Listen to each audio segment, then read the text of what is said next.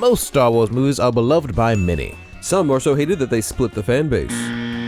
But with a budget of over $250 million, there's only one Star Wars movie that lost Lucasfilm money. Hello everyone, I am Inspector Keto. And I am Detective Mio. And this is a timeline of Solo: A Star Wars Story's production hell. The ritual begins! George Lucas had some ideas for a live-action show called Star Wars Underworld that would feature a young Han Solo and his shady dealings in, well, the underworld. Nothing ever happened with those ideas though. Later, Lucas started working on a different Han Solo prequel and got Lawrence Kasdan, who had previously worked on The Empire Strikes Back and Return of the Jedi, to write the screenplay. Lawrence agreed, but 3 weeks later, Disney would end up buying Lucasfilm. I sold them to the white slavers. Lawrence would then pass on the script, like a hereditary disease, to the hands of his son, Jonathan, while he left to work on The Force Awakens.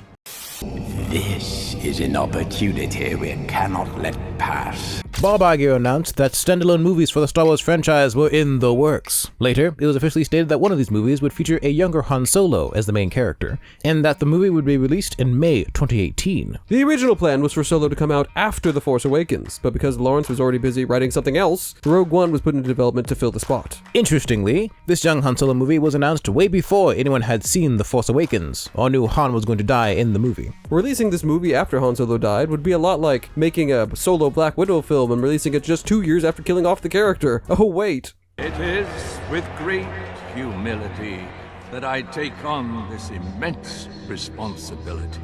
Not too much happened this year. Phil Lord and Christopher Miller, who were known for directing the Lego Movie and other comedies, were brought on board to direct the screenplay by Lawrence and Jonathan Kasdan. Later that year, Chewbacca is officially announced to appear in the movie. Chewie in a Han Solo movie? Whoa! Who could have guessed? Everything is proceeding as I have foreseen. In 2016, the casting begins. After going through an extensive list of actors and against all odds, Alden... How do you say that? PronounceNames.com. Barbara Ehrenreich. After going through an extensive list of actors and against all odds, Alden Ehrenreich beat out everyone. Fans weren't the happiest about the decision, but I think it's fair to say that no matter who they chose, someone was going to be upset. Interestingly, Anthony Ingruber was never considered, despite being an actor and impressionist who could act and sound a lot like Harrison Ford. That's the real trick, isn't it? It's gonna cost you something extra. Despite not being cast as Han, he still had a pretty successful career, even having a cameo in Indiana Jones: The Dial of Destiny. Bet you didn't know that, did ya? That's why you watch Mio Keto TV. Emily Clark managed to land the role of the female lead, despite being the only white woman in the lineup. Yay, another white British woman. So much for diversity, Disney. Another one. Donald Glover secured his role as a younger, more pansexual Lando, who in the movie had a strange romantic tension with the droid, or something. Thinking back on that was still pretty weird. Peter Serafinowicz, not sure if I'm saying that right, probably not, was set to voice Darth Maul, as he was the original voice in The Phantom Menace, and he even recorded his lines. But later, for continuity reasons, he was replaced by Sam Witwer, who voiced Maul in the cartoons. Unlucky. And kind of rude, actually. Casting would continue into 2017, where Woody Harrelson and Phoebe Waller-Bridge would also be selected to star in the movie. Side note, Bridge would later appear in Dial of Destiny as well. If you will not be turned, you will be destroyed. The movie began filming at the very end of January under the working title Star Wars Red Cup, in reference to the origin of Han's last name, Solo. The Solo Cup company makes bread cups, so clever. Principal photography took place in February, and in May, filming moved to Italy. Everything seemed to be going quite smoothly. However, a month later in June, Lord and Miller were fired for the project by Kathleen Kennedy and Lawrence Kasdan because of creative differences. The untitled Han Solo film will move forward with a directional change. Phil Lord and Christopher Miller are talented filmmakers who have assembled an incredible cast and crew, but it has become clear that we have different creative visions on this film, and we have decided to part ways. The reason they were fired goes back to when they were hired. Disney hired the directors because the duo was known for comedic movies. So, Disney wanted them to add a bit of humor to the Han Solo movie. Lord and Miller thought they were hired to make a comedy movie. It's kind of surprising that no one managed to detect the disconnect earlier, but sure. Another reason they were fired was because they wanted too many improvisation scenes, which was frowned upon by the writer Lawrence Kasdan, who wanted the script to be read word for word. The way they did the improv scenes was also rather time-consuming and expensive, because they would do multiple takes as opposed to refining things during rehearsal. Also, apparently Alden... what was his name again? Barbara Ehrenreich. Also, apparently Alden Ehrenreich, Han Solo's actor, was not very good at improv, to the point where an acting coach was brought on to help him channel more Han Solo energy. After Lawrence expressed his displeasure about how things were being done, even after Lord Miller tried to do some scenes exactly the way he wanted, he was brought in to observe the shooting being done in London. Lord Miller didn't like that very much, as they felt that he was acting as a shadow director. So there was some violence on both sides. After they were fired, the editor was also replaced. What did the editor have to do with this? Why did they deserve to be fired? Top 10 questions science can't answer. A couple of days later, Ron Howard, who'd worked with George Lucas in the past, was brought on board to finish up the remainder of filming as well as do a full 5 weeks of reshoots. Remember those reshoots for later. By October of that year, principal photography had finally completed, and the title of the film was officially announced: Solo, a Star Wars story. Very clever. Because filming plans changed, a character that was going to be played by Michael K. Williams was rewritten and recast because Williams was not available until much later that year. He was replaced by Paul Bettany, who had worked with Howard previous to this point. Besides George Lucas stopping in to offer encouragement, the rest of the year was fairly silent. Except, of course, for The Last Jedi releasing in December, which the fanbase has still not recovered from. Young fool. Only now, at the end, do you understand? A teaser for Solo dropped during the Super Bowl, and people for the most part were okay with it. Some people had complaints, of course, like how the movie looked incredibly dull, but that wasn't unexpected. But a month later in March, Disney found themselves in a bit of controversy. And you need a little controversy! Posters for Solo had been released shortly after the trailer dropped, and for a while, nothing happened. But then French artist Hachem Bahous, I can't really say that name very well, You butchered it. claimed that Disney had stolen the art from album covers he designed. Stolen. Stolen, stolen, stolen.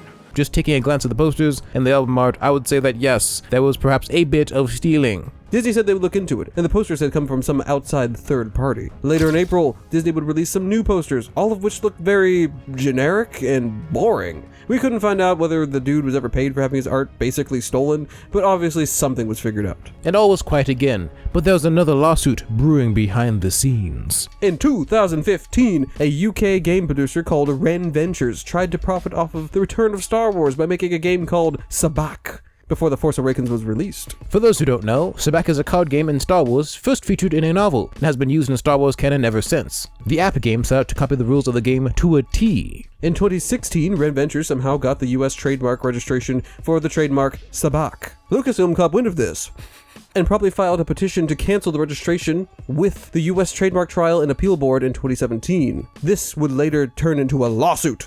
In the end, Disney sued Ren, and Ren tried to sue back, and the odds were not in their favor. Turns out the Ren was also using copyrighted Star Wars stuff to promote their game, which was kinda illegal. And Ren Ventures, for all intents and purposes, was wiped from everyone's memory. Unfortunately, this would be the only win that Lucasfilm would have this year. Now that lawsuits are out of the way, Solo, a Star Wars story is finally going to be released. Even before the film's release, there were already whispers of there being a sequel or two that could happen, featuring Bossk and possibly Jabba the Hutt. 3 weeks before it came out, Solo was projected to make $170 million on a 4-day Memorial Day weekend. If true, it was set to make more than Rogue One's $155 million opening. Already, it was the second bestseller of advanced tickets, being beaten out only by Avengers Infinity War. On the week of release, new projections were now 130 to 170 million, and Disney predicted 130 to 150 million, lowering their expectations just a bit. Possibly not good. On Thursday, it made $14.1 million, which is the lowest opening Thursday gross for a Star Wars film. A bit of uncertainty was setting in, and projections went down to 115 million for its 4-day opening weekend. In the end, Solo only made $103 million over those 4 days. And Disney was in shambles. The movie somehow had the lowest Star Wars opening since Attack of the Clones. Apparently it was a career high for Ron Howard though, so good for him, I guess.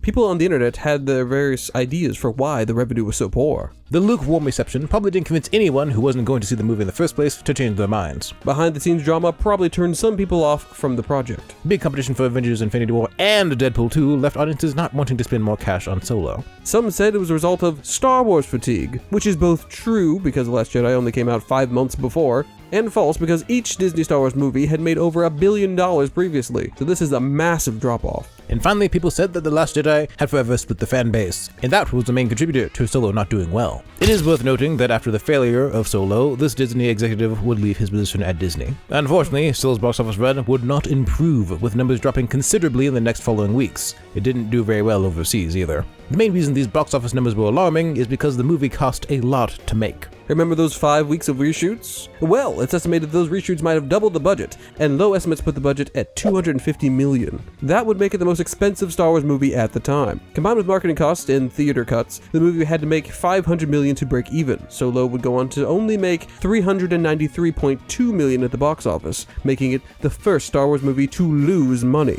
Let's look at what happened after Solo was released. There is a great disturbance in the Force.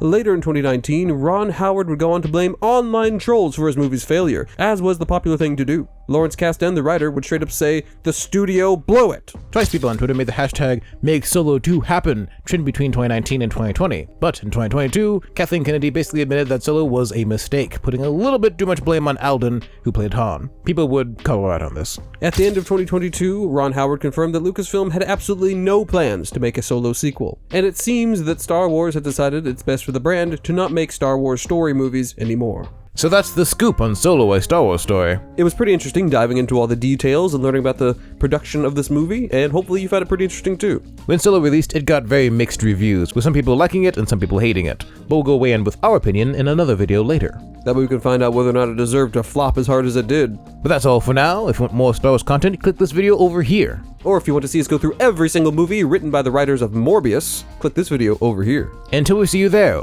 he's Mio. And he's Keto. And we hope that you have a blessed day. Bye!